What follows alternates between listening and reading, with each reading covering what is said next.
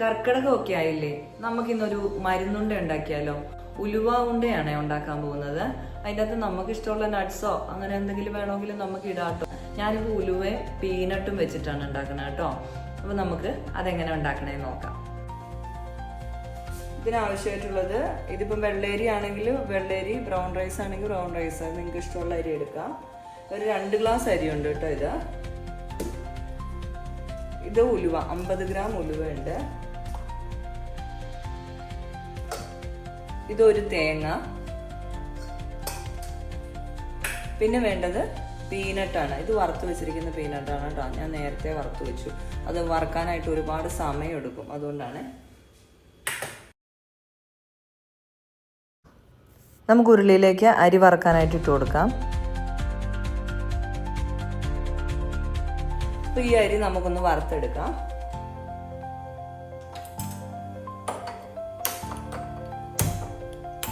തീ കത്തിച്ചു. തീ കത്തിച്ച് നല്ലോണം ഇളക്കി കൊടുക്കാം.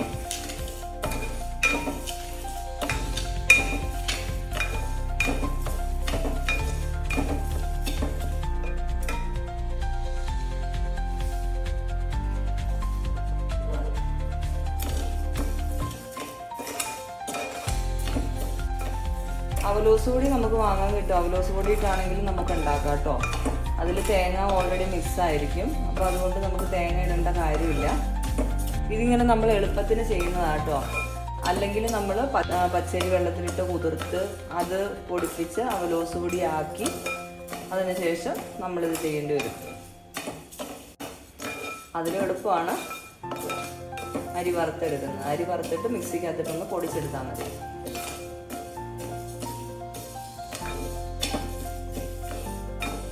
ഇതെല്ലാം നല്ലോണം ഒന്ന് പൊട്ടി വരണേ, അതുവരെ വറക്കാം.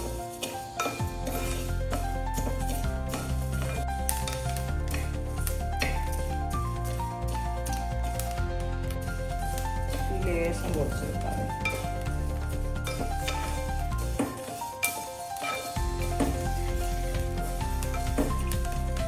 കൈ വിടാതെ ഇളക്കി കൊടുക്കണം കേട്ടോ, അല്ലെങ്കിൽ പൊട്ടി വന്നത് കരിഞ്ഞു പോകും. ബാക്കി പൊട്ടി വരുന്നത് വരെ ഇളക്കി കൊടുക്കാം.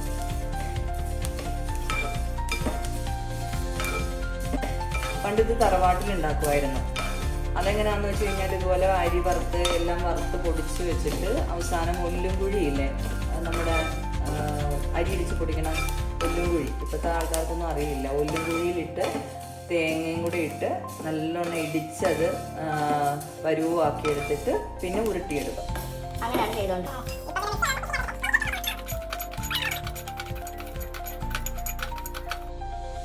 ഇതിപ്പോൾ ഏകദേശം ആയിട്ടുണ്ട് കേട്ടോ. ഇനി നമുക്ക് തീ നിർത്തി ഇത് കോരിയെടുക്കാം. നല്ലോണം എല്ലാം പൊട്ടി വന്നിട്ടുണ്ട്.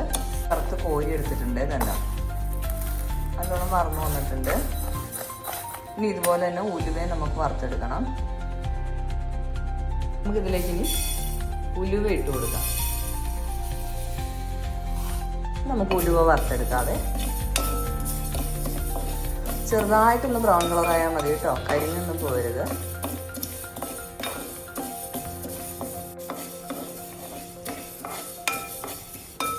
ഇതിൻ്റെ കളറൊക്കെ മാറി വന്നിട്ടുണ്ട്. ഒരു നല്ല സ്മെല്ലും വരും കേട്ടോ. അപ്പോൾ ഇത് നല്ലോണം വറന്നു വന്നിട്ടുണ്ട്. നമുക്കിത് തീ നിർത്തി മാറ്റിയെടുക്കാം. അപ്പോൾ അതേ ഉലുവയും അരിയും പീനട്ടും കൂടെ നമ്മളിത് വറുത്ത് മാറ്റി വെച്ചിട്ടുണ്ട് കേട്ടോ. അപ്പം അതിലേക്ക് നമുക്ക് ഈ ഏലക്കായും ജീരകവും കൂടി ഇട്ട് കൊടുക്കാതെ ഇത് പതിയെ ഒന്ന് ഇളക്കിയിടണം. അപ്പം അതിനുള്ളിൽ കിടന്ന് അത് ചൂടായിക്കോളും. തേങ്ങ ഇതിലേക്ക് ഇട്ടൊന്ന് ഡ്രൈ റോസ്റ്റ് ചെയ്തെടുക്കണം.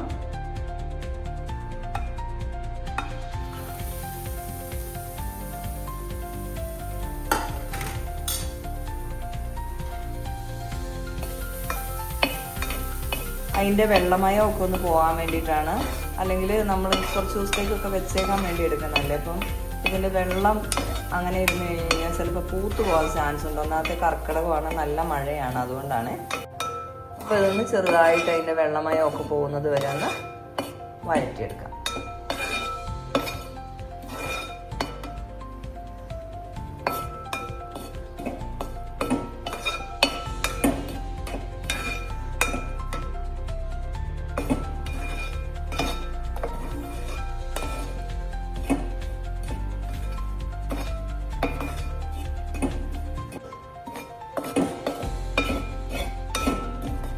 കളറൊന്നും മാറി വരേണ്ട ആവശ്യമില്ല.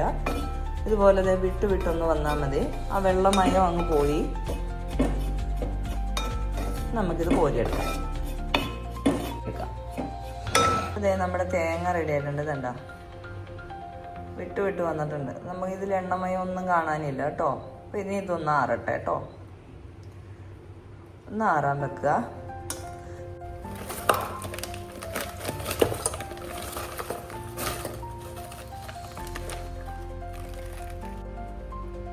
നമുക്ക് കുറച്ച് ശർക്കര ഉരുക്കിയെടുക്കാം.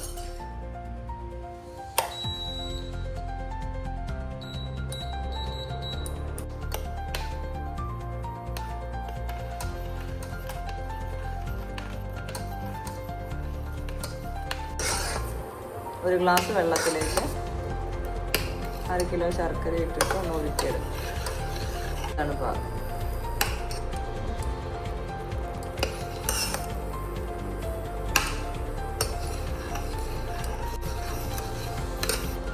അപ്പോൾ ശർക്കര കുരുകി വന്നിട്ടുണ്ട്. പീനട്ട്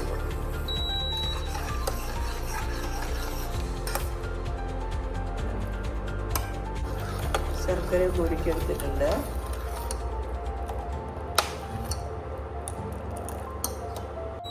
ഇതിപ്പോൾ ഏകദേശം തണുത്തിട്ടുണ്ട് കേട്ടോ. കൈയൊക്കെ ഇടാം. ഇതൊക്കെ ഏകദേശം തണുത്തിട്ടുണ്ട് കേട്ടോ. നമുക്കിനി ഇത് പൊടിച്ചെടുക്കാം. കുറേശ്ശെയായിട്ടിട്ട് പൊടിച്ചെടുക്കണം കേട്ടോ. അരി വറുത്തതായതുകൊണ്ട് പെട്ടെന്ന് ഇത് നിറഞ്ഞു വരും. അപ്പോൾ അതുകൊണ്ട് കുറച്ചായിട്ടിട്ട് പൊടിച്ചെടുക്കണേ.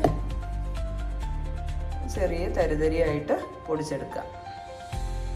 നൈസായിട്ട് പൊടിക്കേണ്ട ആവശ്യമൊന്നുമില്ല. ഇതിപ്പോൾ പൊടിച്ചുകൊണ്ട് വന്നിട്ടുണ്ട് കേട്ടോ. ഇതുപോലെ തേങ്ങയും ചെറുതായിട്ടൊന്ന് പൊടിച്ചെടുക്കാം. തേങ്ങ ഒന്ന് നമുക്ക് പതിയെ ഒന്ന് അരച്ചെടുത്തിട്ട് വരാം. തേങ്ങ ചെറുതായിട്ടൊന്ന് അരച്ചു കൊണ്ടുവന്നിട്ടുണ്ട്. ഇതിൽ ഇത്രയും പൊടി നമുക്ക് വേറൊരു പാത്രത്തിലേക്ക് മാറ്റിയിടാം. ഇത് കുറച്ച് പൊടി മാറ്റി വെക്കുന്നുണ്ട്. നമ്മൾ ഉരുട്ടി കഴിയുമ്പോൾ അതിലൊന്ന് പുരട്ടിയെടുക്കാൻ വേണ്ടിയിട്ടാണ്. ബാക്കിയുള്ള പൊടിയിലേക്ക് നമുക്ക് ഈ തേങ്ങ ഇട്ട് കൊടുക്കാം.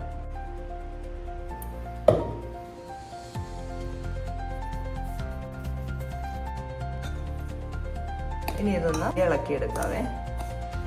ഇനിയിപ്പോൾ നല്ല കയ്പുണ്ട് കേട്ടോ. അപ്പം ഇതിലേക്ക് ശർക്കര ഒഴിക്കുന്നതിനനുസരിച്ചിട്ടിരിക്കും ഇതിൻ്റെ ടേസ്റ്റ്.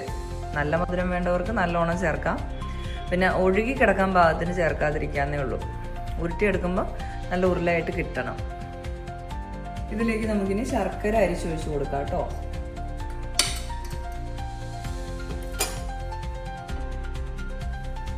നല്ല ചൂടുണ്ട്.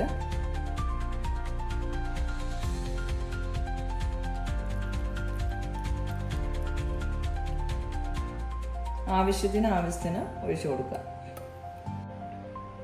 മുഴുവൻ്റെ ആവശ്യം വരുമോയെന്ന് അറിയില്ല, നോക്കാം. കൈ കൊണ്ട് ഇളക്കാൻ പറ്റത്തില്ല, ചൂടുണ്ട്. അതുകൊണ്ട് പതിയെ ഇത് വെച്ചൊന്ന് മിക്സ് ചെയ്ത് കൊടുക്കുക. ഏലക്കായും ജീരകം ഒക്കെ ഇതിലിട്ട് പൊടിച്ചിട്ടുണ്ട് കേട്ടോ.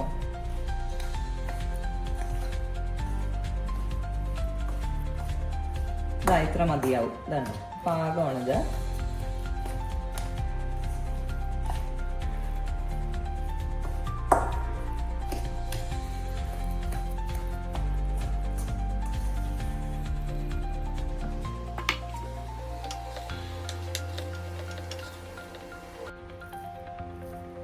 ഇത് കൈ കൊണ്ട് പതിയെ ഉരുട്ടിയെടുക്കാം. ചെറു ചൂടിൽ ഉരുട്ടിയെടുക്കണം.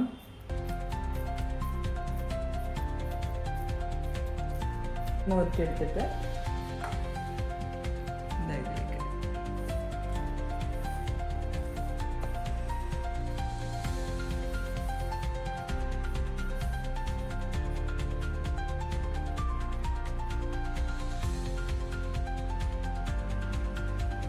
ഇതിനെ ഉരുട്ടിയെടുക്കുക.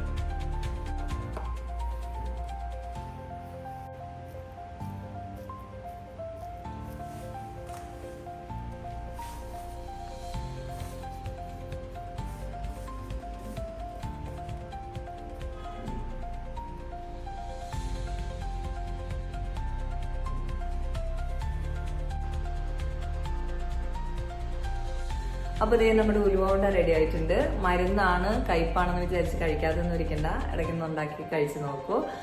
നല്ലതായിരിക്കും, ആരോഗ്യത്തിനൊക്കെ നല്ലതാണല്ലോ. ഇതുണ്ടാക്കി കഴിക്കുന്നത് 5 ദിവസം 7 ദിവസം എന്നൊക്കെയാണ് കണക്ക്, ഓരോന്ന് വെച്ച്. അപ്പോൾ ആള് കൂടുതലുള്ള സ്ഥലത്ത് കൂടുതൽ ഉണ്ടാക്കേണ്ടി വരും. അപ്പോൾ ഓരോന്ന് വെച്ച് കഴിക്കും. ആളില്ലാത്തടത്ത് 2 എണ്ണം വെച്ചൊക്കെ കഴിക്കും. ഞാനൊക്കെ 2 എണ്ണം വെച്ച് കഴിക്കും. അവിടെ 2 പേരേ ഉള്ളൂ. അപ്പോൾ അതുകൊണ്ട് ഉണ്ടാക്കി നോക്കുക. നല്ല ടേസ്റ്റ് ആണ്. ഇച്ചിരി കയ്പൊക്കെ ഉണ്ട്, എന്നാലും മരുന്നല്ലേ, അതുകൊണ്ട് കഴിക്കാം. അപ്പോൾ ശരി, അടുത്ത വീഡിയോയിൽ കാണാം.